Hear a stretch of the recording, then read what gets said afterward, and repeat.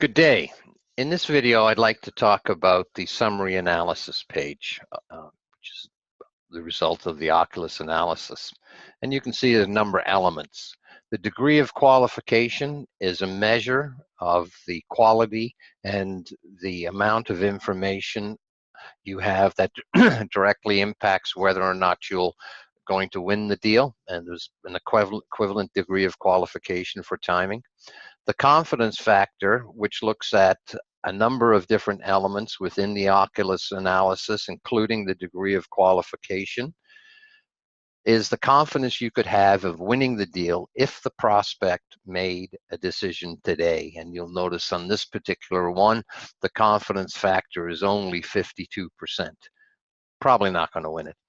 The table here, which is the winning and probability and the timing probability table, represents the score you get and the range of scores.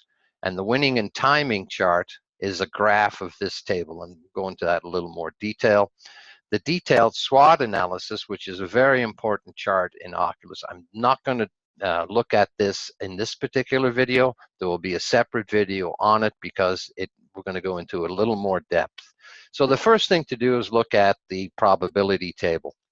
Now what I've done is I've modeled all of these things in a simplified Excel spreadsheet. And what we have is the probabilities. Occulus measures probability in two dimensions. The probability that you're going to win it and the probability that the deal is going to close by the stated close date. But you'll notice that there is a range. There's 3 numbers for each probability. We have a high value, a low value, and we have the score. And what that is how do you read this? In this case, we have saying that the probability of winning this deal can go from 34 to 68%. What exactly does that mean? What it means is there's a fair amount of uncertainty in the actual score or the true chances of you winning the deal. And the reason we have so much uncertainty is because you're missing information that directly impacts whether or not you'll win this deal. And what that is it's those questions that you answered uncertain. The more questions you answered uncertain, the larger this number. And it's exactly the same thing with the timing probability. You can see in this case, the score is much higher, which would indicate that, you know what, this deal is going to close by the close date. The amount of probability is only 14%, which says, yeah, I can have a fair degree of confidence that this 84% chance of a closing by the close date is going to happen. On the other hand, I'm saying that on score, I've only got about a 50% chance of winning the deal, but there's a lot of uncertainty. So, but it's still not, it's going to drop, could be as low as 34% or as high as 68%. So what I need to do, if this was a true result, is I really need to focus on improving my score and reducing the degree of uncertainty. So let's take a look at how this table is graphed into the winning timing chart. So a couple of things I just want to mention right here. The first thing is about what causes the graph to change. The value of the score, which is the yellow ones here, and it's this yellow dot right here. You can see that 76 and 80. This changes the position of the box. Okay, so by improving your score, or if it moves the box around this area here. Uncertainty changes the shape of the box. Now, it'll always be a rectangle, and this one's a rectangular oriented on the timing probability. And what this means is there's more uncertainty on the timing axis than there is on the winning axis. So let me just give you a couple of examples here of how we can move this around. So let's start with say a low value, 20, and a low value here, 22%. So when you think about with the baseline analysis, what we have it starts down here. I'll just put it in here.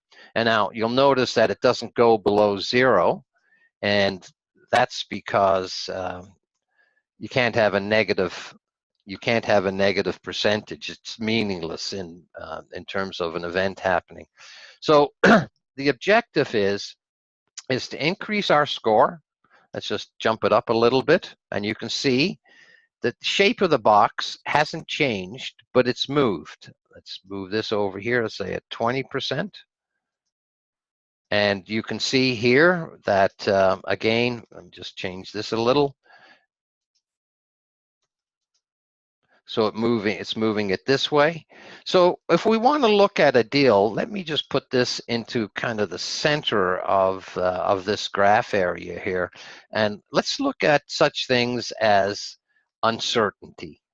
So let's say there's an uncertainty of like this, which is a fairly high degree of uncertainty along the winning axis. I'll just change this to say 15. And I'm going to move this over to here.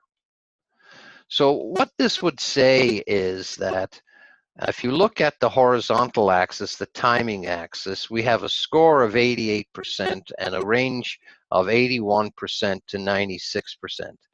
The way to read that is that there's a high degree of probability, and you can be confident of this, that this deal is going to close by the close date.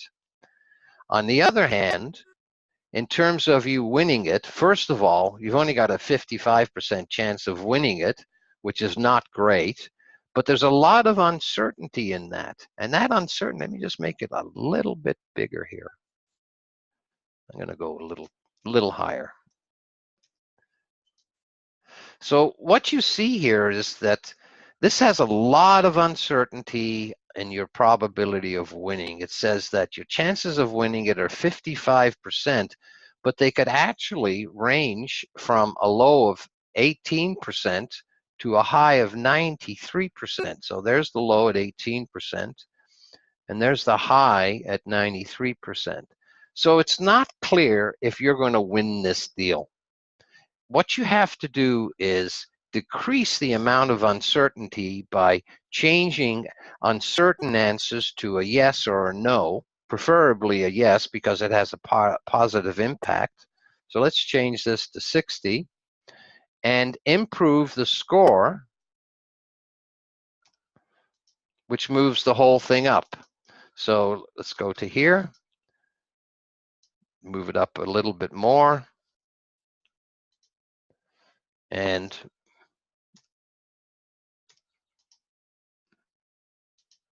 see,